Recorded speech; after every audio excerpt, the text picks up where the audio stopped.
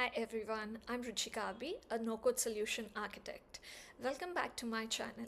Today we are continuing the client portal project from my last tutorial. If you haven't seen it yet, be sure to check it out. There's a link in the description below. In the previous tutorial, we set up the portal with just one role, the client role.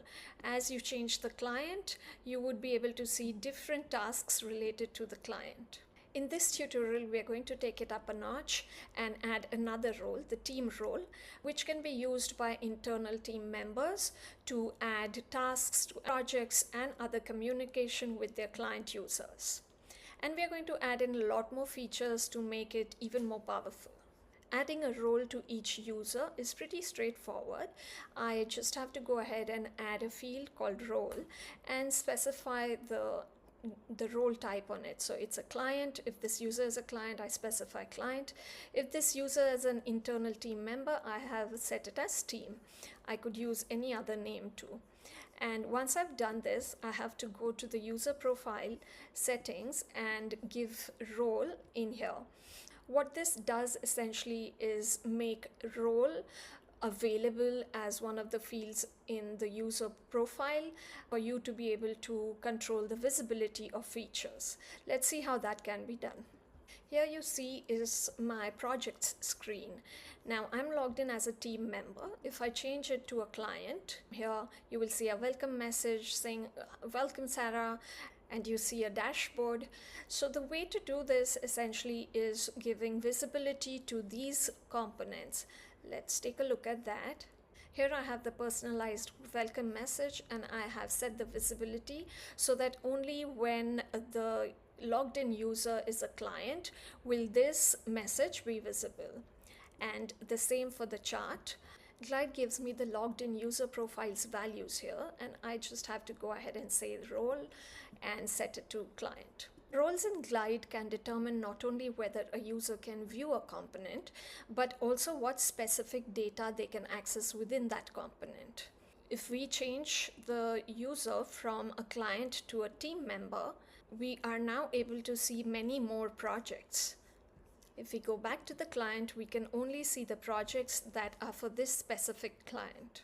Now we know how to set up so that a client can see only their projects, and that is through setting user email as the row owner. We now want to add a feature saying that the team member can see all projects. We achieve that by adding another field, admin, and set the value to team. So if the logged in user is a team role, then they will be able to see all the rows in projects where the row owner is team. Let's go back to viewing it as a client. You have a welcome message. How do we set up a welcome message? In the user profile table, create a template field which allows you to put together different data fields from the row and create a message based on it. Glide has various chart components which you can use to show any kind of dashboard. I've added a radial chart which shows the cost breakdown of the different tasks within this project. So for my project list, I wanted to change it a little bit from what comes out of the box in AI. So I've used the AI custom component.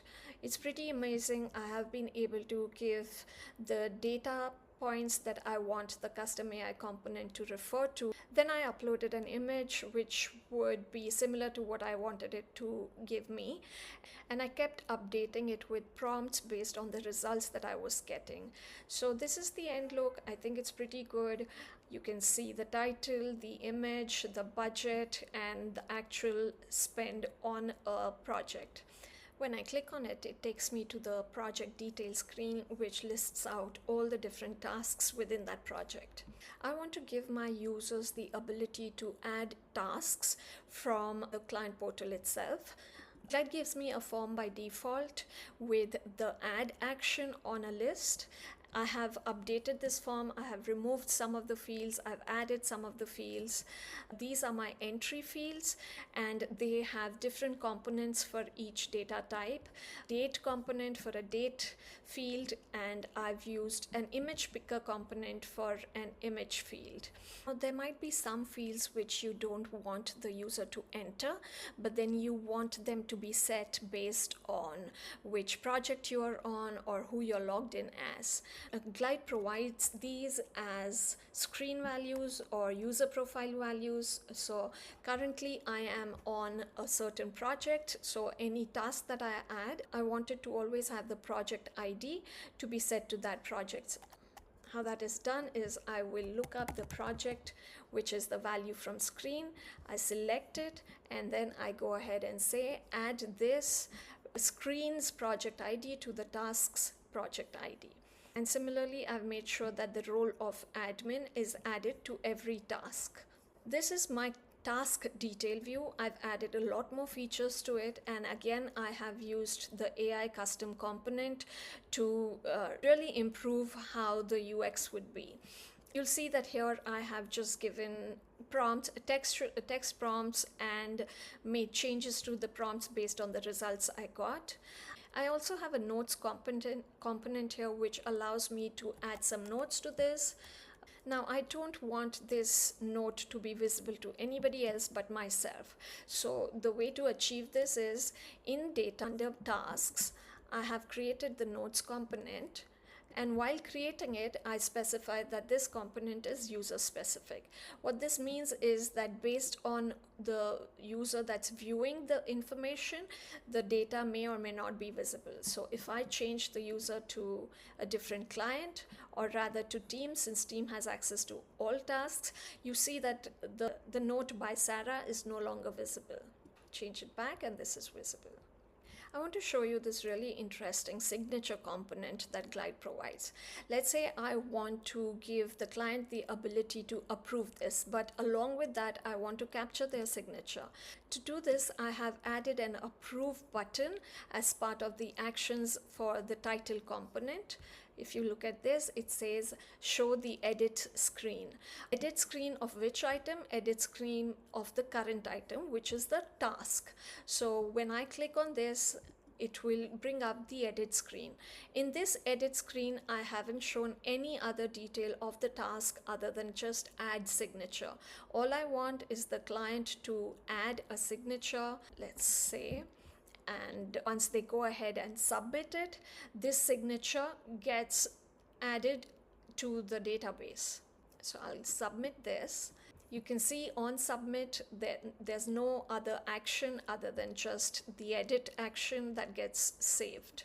And there's a message that now shows up that this task has been approved, and the approve button disappears. So all of that is based on visibility in here. So if I look at the message, you will see that there are visibility rules set in here. And now let's look into the data, and here you'll see the approval signature. Let's say on clicking the approve button, I want an email to go out. So I can add that on the on submit of the button. I will go to approve, bring up the edit form, and the on submit button can be further customized. So here I go ahead and create a new workflow, and I am going to select email, send email, and I've just set up a very basic integration here. I can further customize the message that is sent out by creating a field with a template. Now, anytime a user approves a task, an email is going to be sent out. So I'm going to submit it, and if you go to workflows and look at that specific workflow, you can see the history, and it shows that it has just now run the workflow once. Now let's say you are a team member and you want to go ahead and add users to your client app.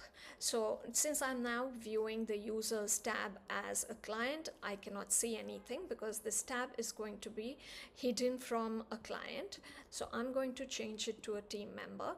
And there I can see the clients. I've set it up so that you can see clients and you can see team members. Now clients and team members are part of the same table. So to be able to create two separate lists, I have added a filter for each list. So this list shows me only those users with the role as client, whereas in case of the team members, the role is team. Now for each list, I can further customize the add button. So this add button takes me to a form which says add client, and for the team member it says add team member. And let's go back to the form for the add client. But when I submit this form, I want the role of the user to be set as client. So if you look in the settings, I have created a workflow for this. Let's go ahead and look at the workflow, which says that when you add a row, go ahead and update the role to be client, and then it adds a successful notification message to show up. And for a team member, you'll see a similar workflow which just sets the role to team. So I hope this has shown you more ways to add features to your app, whether they are UI features or functionalities which hide certain data from one role to the other. Thank you for watching the video.